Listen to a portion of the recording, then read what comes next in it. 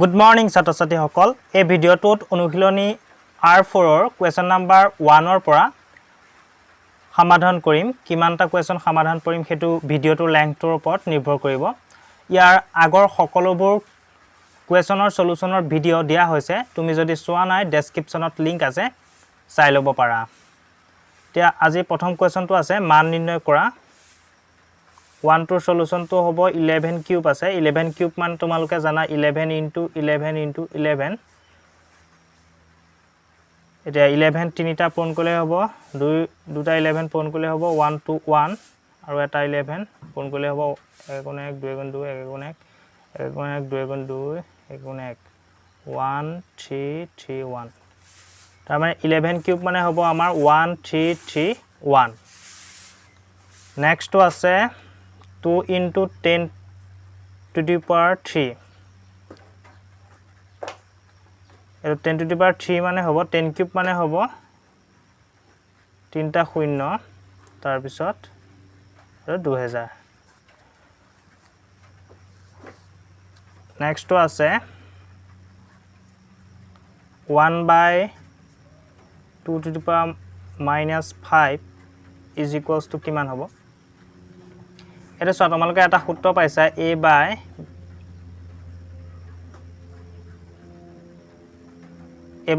whole to the power -1 মানে b/a whole to the power 1। এটা তোমালোকৰ এই R4 টোৰ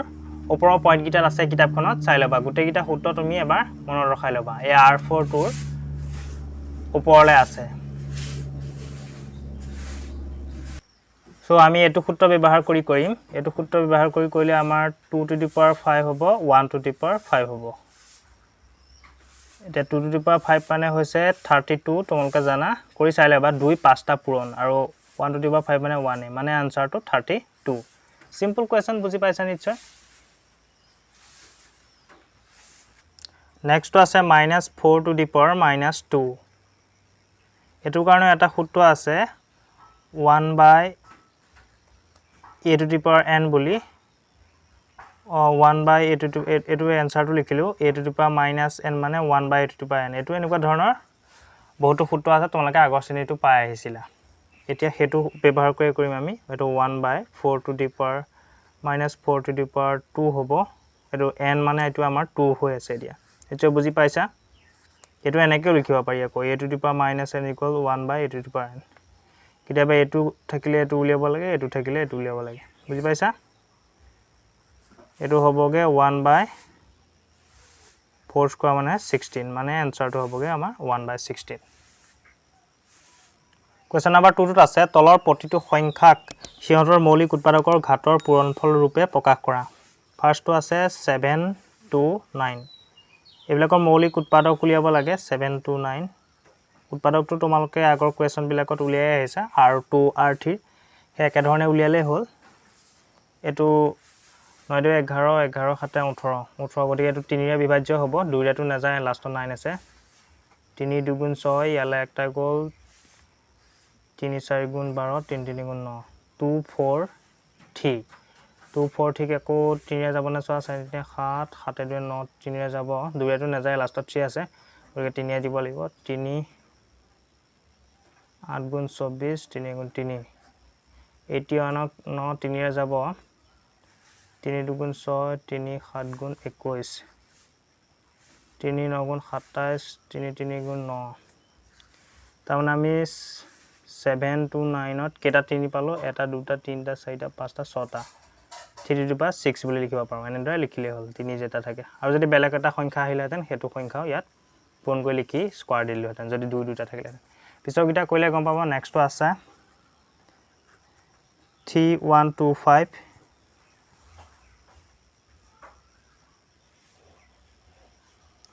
3 1 2 5ৰ উৎপাদক উলিয়ালে এটো 2 ৰে নাযায়, লাষ্টত 5 আছে। 3 ৰে যায় নে চাওঁ, 5 2 7 8 8 3 11 11টোক 3 ৰে বিভাজ্য নহয়, গতিকে 3 ৰেও নাযায়। তাৰপিছত 5 ৰে যাবই, গম পাইছো, লাষ্টত 5 আছে। 5 ৰে যায় নে কেনেকৈ গম পাওঁ? 0 5 থাকিলে 5 ৰে যায় লাষ্টত। এটা 5 ৰে যাব, 5 6 গুণ 30, 5 6 গুণ 30, ইয়ালে একটা গ'ল, 5 2 গুণ 10 ইয়ালে 2 এটা গ'ল 5 5 গুণ 25 তাৰ পিছত এটো 5 এগুণ 5 ইয়ালে একটা গ'ল 5 দুগুণ 10 ইয়ালে একটা গ'ল 5 25 125 টা মানে 5 25 125 5 5 গুণ 25 এটো হবগে 3125 or 5 to the power এটা দুটা তিনটা চাৰিটা পাঁচটা 5 to the power 5 বুজি পাইছা নিশ্চয় উৎপাদক উলিয়ালে হল তাৰ পিছত যেটা উৎপাদক থাকে হেতু ওপৰত সূচক হিচাপে দিলে হয় ঘাত হিচাপে নেক্সট আছে 3600 3600 উৎপাদক উলিওৱা 3600 3600 কিহে যাব প্ৰথম লাষ্টত শূন্য আছে 2 ৰে যাব 2 18 36 2 18 36 আকৌ 2 ৰে যাব 2 9 গুণ 18 শূন্য দুটা দি দিয়া নেকে তাৰ পিছত এটা 2 ৰে যাব না যাব লাষ্টত শূন্য আছে 2 45 90 শূন্যটো দি দিয়া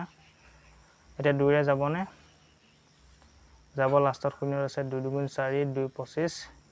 50 এটা যাব না 2 ৰে দুৰে নিশ্চয় না যাব এটা লাষ্টত 5 হৈ গল এটা কিহেৰা যাব হেতু চাবলৈ হলে 5 2 7 7 2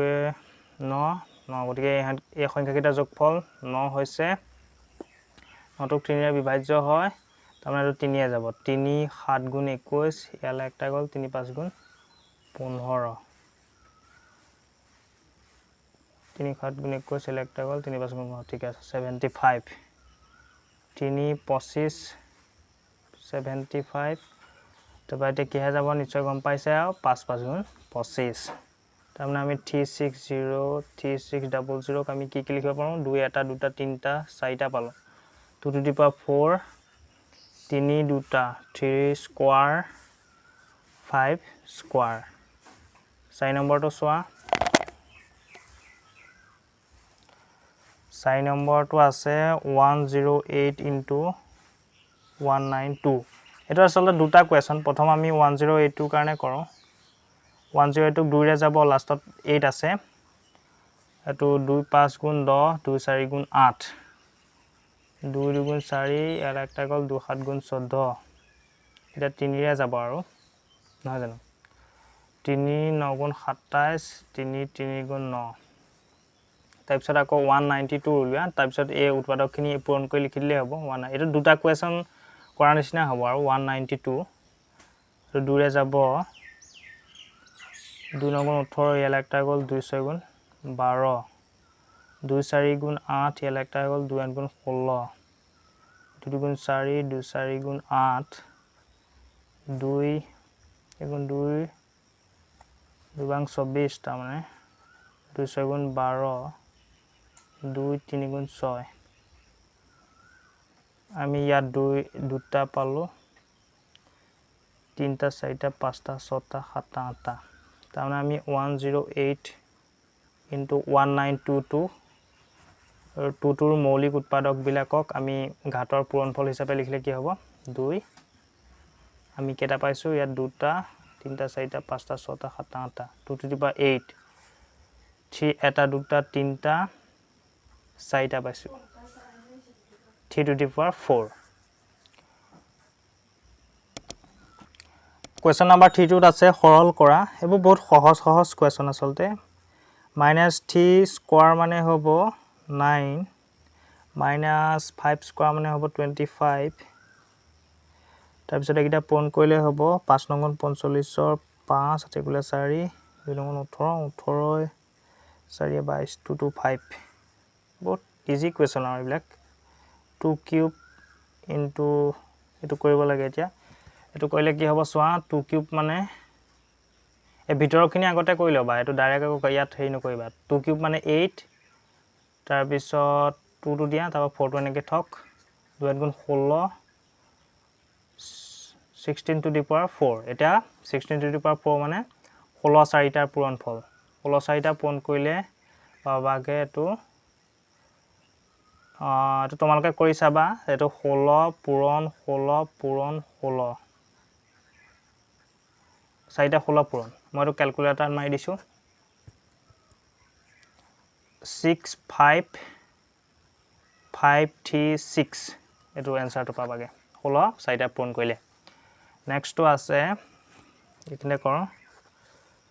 2 to the power 0 3 to the power 0 4 to the power 0 এটো কি হ'ব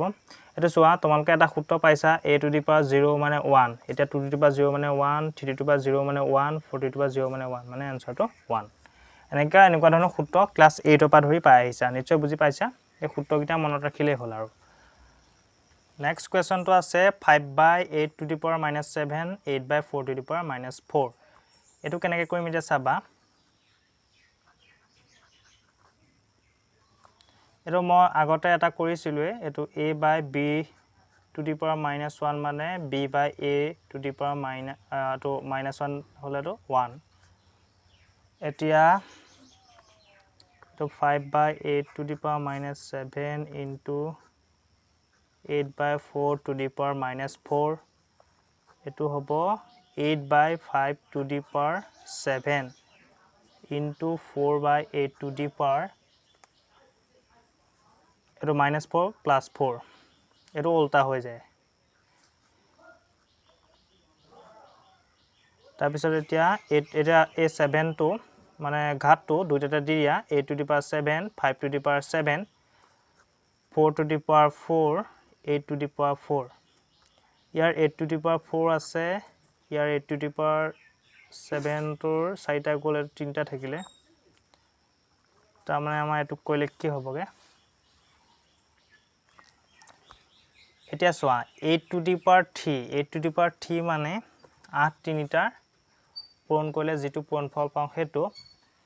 8 into 8 into 8 আৰু 64 লগত 8 পূৰণ কৰিলে হ'ব মই ইয়াত ক্যালকুলেটৰটো মাৰি দিছো তোমালোকে কিন্তু ক্যালকুলেটৰ ইউজ নকৰিবা কিয়নো তোমালোকৰ এক্সামটো ক্যালকুলেটৰ ইউজ কৰিবলৈ নিদিয়ে গতিকে এটো তুমি নিজে কৰি চাই লব লাগিব হেতু মই পাইছো 512 মোৰ কামটো যেহেতু তোমালোকক শিকোৱা মই সেইকাৰণে ক্যালকুলেটৰ ইউজ কৰিব পাৰো বুজি পাইছা নিশ্চয় কথাটো 4 to the power 4 মানে হৈছে 256 তাৰ পিছত এই তলত আছিল 5 মাৰি দিছো 78125 মই বাৰে কৈছো কিন্তু তুমি ক্যালকুলেটৰ ইউজ নকৰিবা এই প্ৰেক্টিস কৰোতেন কিয়নো তোমালোককটো ক্যালকুলেটৰ ইউজ কৰিবলৈ নিদিয়ে পৰীক্ষাত সেইকাৰণে ইউজ কৰিব নালাগে জীৱান পাৰা এনেকৈ কৰি উলিয়াব লাগে এতিয়া ইয়াত এটোটা পূৰণ কৰি শেষত এটোৰে হৰণ কৰিলে আমি লাষ্টত এনসাৰটো পামগে 1.675 আৰু ওলাব কিন্তু এটোকে থৈ দিছো নিশ্চয় এখন ক্যালকুলেশন কৰা বুজি পাইছা এই এনসাৰটো কিন্তু কিতাপৰ এনসাৰৰ লগত মিলা নাই মানে কিতাপৰ উত্তৰমালাত এটো ভুলকে আছে